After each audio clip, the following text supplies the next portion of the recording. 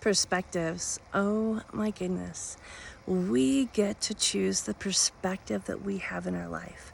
When situations come up, we get to decide, is it going to be a positive or a negative? So here's an example. So today, in the early morning hours, we start our days really early, and we have, where we're staying, there's a house on the corner, which if you've been watching my posts, you probably saw the one that when Chappie and I would go walking, we would walk by, and then we walked, one evening we went out to walk. No, it was in the early morning hours, like 4 o'clock in the morning we went to walk. And all of a sudden their yard they were doing construction, was filled with rocks. All these big, huge, massive rocks. And I'm like, whoa, when did that happen? It's like, wait, we just walked yesterday, late afternoon, early evening, and there were no rocks in that yard. And I mean, we're talking, you can go back and look, but we're talking like probably hundreds of huge rocks that you had to bring in with like trucks and stuff, not little handheld rocks. We have to have the heavy equipment to move them rocks. Well, they've been working, and part of the rocks they break down. It's been quite the process. Actually, that in itself is a whole entire learning life lesson, because some of those rocks they brought in really huge in one piece, but then they've used equipment. They have a special tool that goes in and breaks it down into the smaller size that they want for the walkways or whatever they're designing. But then they have the big massive that are doing like retaining walls and decorative, and I have no clue. I'm really looking forward to seeing and watching the progress of how this goes. And I'm like, that's like our lives. We have different tools that do different things in our lives and allow us to do and become different things, to perform different things, to be able to handle different things, or to be what we need to be in the moment. So this morning, the people that were staying in their home texted and said, hey, we don't have any water. And I'm like, what? And went and checked. Well, sure enough. I'm like, oh, it's probably because I could hear the guys working early. They started like early on the rocks on the corner. And I was like, I'm wondering if they by chance might have had an oopsie and ended up digging and hitting a water line. Well, as she was on her way to work, she texted me and she's like, yep, the city water department is here and they're all standing around looking at a hole in the ground. And well, that was early this morning, and we're mid-afternoon probably. I don't know, time's irrelevant. It's not, but it is.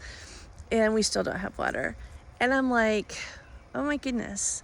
We could totally be choosing the negative, like, we don't have any water, and it's like we're going without because they chose to not be. And it's like, oh.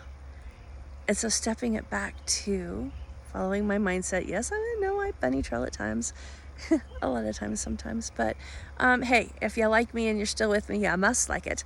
I'm in a spunky, spicy mood, obviously. Anyway, I was sitting there thinking, as I was soaking up vitamin D, that they were working and doing their job. And in doing their job, they either lost focus or were too focused or had too much confidence too much confidence. And while they were digging, they either didn't have a clear plan and know where the water lines and water mains were, or they chose to dig without having a spotter because they wanted to do it on their own. They didn't need help. Oh my goodness, how many times can we relate to that in our lives, that we've made that choice and we've made a price for that, or paid a price for that. Or maybe they had an inexperienced spotter or an apprentice spotter that was just learning and new and didn't know what they were looking for, or they didn't know how to communicate, or they were distracted. There's all kinds of reasons. I mean, hey, how many of you have been the spotter and have missed something, and because you missed something or weren't alert or weren't on your game or weren't doing what you were supposed to be doing or focused where you needed to be focused, or you just didn't know, and what you don't know till, whoa, whoopsie, something happens, and then you know it really well after that. So we've all been in the position of being the spotter, and being new or being inexperienced or just having an oopsie as a spotter. But yet we also have been in the position of the digger. And sometimes we do. Think about it. Think about times that you have chose to do it yourself. You didn't need a spotter. You didn't need to wait for someone. You didn't need to listen to them because you knew better than they did. And you paid a price. But then we have to look at, okay, so the digger is the one that's ultimately responsible because the digger is the one that ultimately was in charge of what was happening, and they hit the water line and they broke the water, and so it was shut off. So their actions, they had control of. But their actions impacted everyone around here because none of us have water. Were we prepared? Did they send out a memo that said, hey, we're going to have an oopsie at this AM? Or did we know to be prepared to have water drawn up to make sure we have plenty of water in this heat for the animals, for ourselves, for cooking? What about those of us that have plans to do like laundry or dishes or other water involving, like even bathing or anything of the sort? Because at that time in the morning, some people were still getting ready for work. Most people were still getting ready for work. So it's like their actions and their choices had a ripple effect that impacted more than them, which is the case with all of us. Everything that we choose in our day has an impact, not just on our life, but on everyone that's around us. And it has a ripple effect to even people that we don't even see, know, may never even meet. And that's kind of important to take in and to think about, because in that accountability, in knowing that you're not just for you, you're impacting everyone else too. Hopefully it makes us a little bit more accountable, a little bit more attentive, making a little bit better decisions, choices, being more attentive, being more considerate, because you don't know. I mean, it's like, what? Here I go. Yes, I'm a caregiver. What if someone in one of these houses is sick and they have like, they're going to the bathroom a lot. They have the Hershey squirts. Hey, how's that? What if they need to be cleaned up? What if they're, it's like, you don't know what's happening in any one of these houses or homes. You don't know what's happening in their lives. You don't know, are they prepared? Do they have water so that they had stuff to drink during the day? Are they having to suffer through and drink Dr. Pepper? Oh wait, is that a suffer? Oh yes, it's not good for our health. So in the long run, it is. But it's kind of like, does the person know? And are they like, okay, are they themselves, the digger is the digger, or the spotter, or each one of us? Are we making the best of it? Are we choosing to impact our own personal health by staying positive? Life happens, and let's make the best of it. Or are we choosing the negative, and we're going to curse ourselves and anyone else that we can curse and speak bad about and blame on, or come up with any negative bad thing that we can come up with, even if we weren't going to do laundry for the day? I was going to do, it was like, I couldn't even do laundry today. Well, was it on the schedule? It may not have been. But people find the negative. That amazes me. It actually truly does amaze me. And honestly, when the times when I do snap, when I get, what is it? If it's hangry for tired hunger, and it's tired sleepy, so that's what, slangry? I don't know. If you vent when you're emotionally overloaded, and sometimes you let it out, it's not a positive experience. It doesn't feel good to me. But that's me. I don't know. Some of you may feel better when you vent in a way that's undirected or unguided, whatever, in a non-positive way. And there is positive venting. I work with my clients that there's nothing too big, and there's nothing you can say or do or express.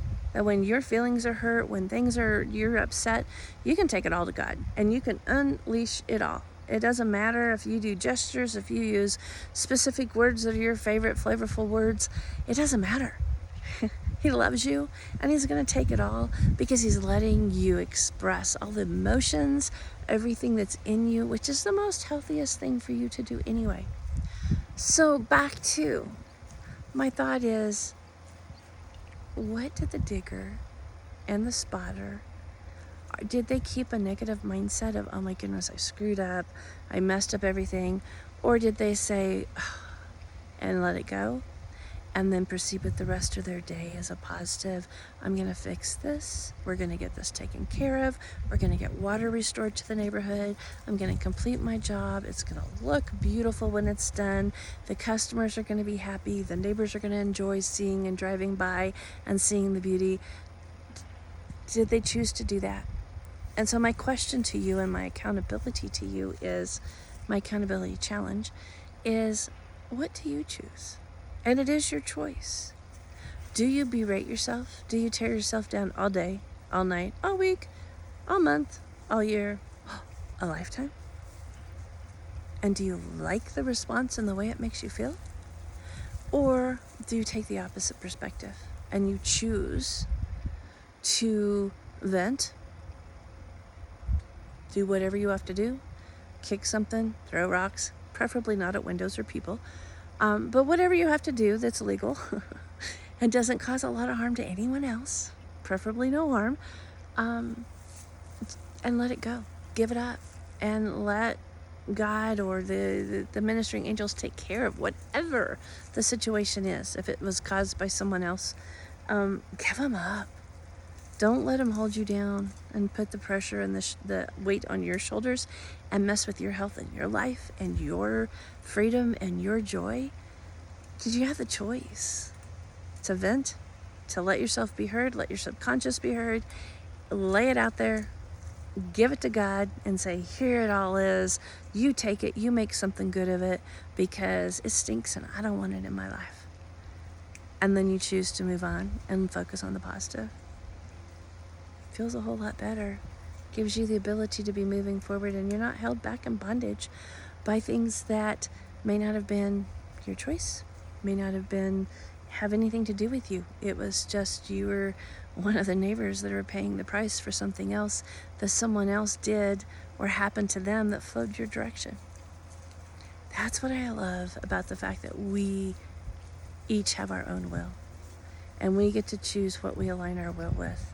Whether we align our will with darkness or whether we align our will with light and joy and love. So, here is what I would like to know. What do you choose? What has been your choice or your way, but what do you choose now? From this movement going forward, how do you choose to handle situations that come up? And you know what? No. We're not going to be pure fake. We are human. But the fact that we have a focus and an intent on how we want to process makes us winners, makes us successful. And the more we practice it, the more we walk it out, the better we get. The better we get, the more we can handle, the more we can bless other people, the more that life is just awesome, no matter what is happening around us. So I'd love to hear your comments. I'd love to hear your insights, your experiences, things that you do to help offset the negative, or things to celebrate the positive in the middle of the darkness. Love to hear them all. I am Michelle Went, and I'm very passionate about standing the gap from where you are to where you can and want to be. Be blessed.